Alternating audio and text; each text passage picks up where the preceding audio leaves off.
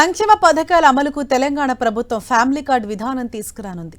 రాష్ట్రంలో ప్రతి పౌరుడికి అందుతున్న సంక్షేమ పథకాల వివరాలన్నీ ఒకే కార్డులో ఉండేలా సమగ్ర సంక్షేమ కార్డును రూపొందించనున్నారు.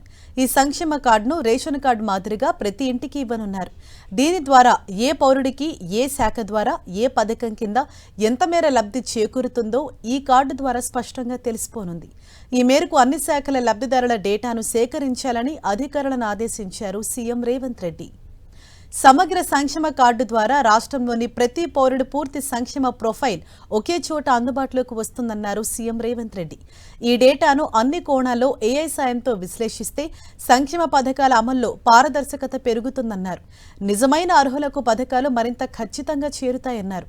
అదే సమయంలో అనర్హులను గుర్తించడం సులభమవుతుందని అభిప్రాయపడ్డారు ముఖ్యమంత్రి.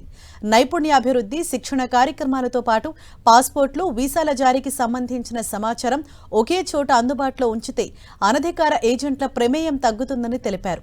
ప్రతి శాఖ వేర్వేరుగా కార్డులు ఇచ్చే పద్ధతికి బదులు ఐటీ శాఖ ఆధ్వర్యంలో సమగ్ర సంక్షేమ కార్డు ఉండాలని సీఎం సూచించారు. టెక్నాలజీపై పట్టున్న చురుగ్గా పనిచేసే యువ ప్రభుత్వ అధికారులను ఈ ప్రక్రియకు వినియోగించాలని చెప్పారు. లబ్ధిదారుల వివరాలతో పాటు వివిధ శాఖల్లో పనిచేస్తున్న కాంట్రాక్ట్, అవుట్సోర్సింగ్ ఉద్యోగుల సంఖ్య, ఇతర వివరాలు సేకరించాలని ఐటీ శాఖను ఆదేశించారు. సమగ్ర సంక్షేమ కార్డు అంశంపై సీఎం రేవంత్ రెడ్డి ఉన్నతాధికారులతో సమీక్ష నిర్వహించారు. ఈ మీటింగ్లో మంత్రి శ్రీధర్ బాబు, సీఎస్ రామకృష్ణారావు, ఇతర ఉన్నతాధికారులు పాల్గొన్నారు.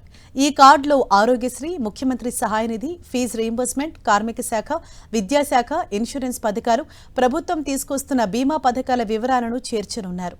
అవసరమైతే ఆధార్ నెంబర్ తరహాలో రాష్ట్ర స్థాయిలో ప్రత్యేక యూనిక్ ఐడెంటిటీ నెంబర్ ఇచ్చే ఆలోచనలో ఉంది ప్రభుత్వం. ఇటీవల తెలంగాణ ప్రభుత్వం నిర్వహించిన సమగ్ర సామాజిక, ఆర్థిక, విద్య, ఉపాధి, రాజకీయ, కుల సర్వే వివరాలను కూడా ఈ కార్డుకు అనుసంధానించనున్నారు.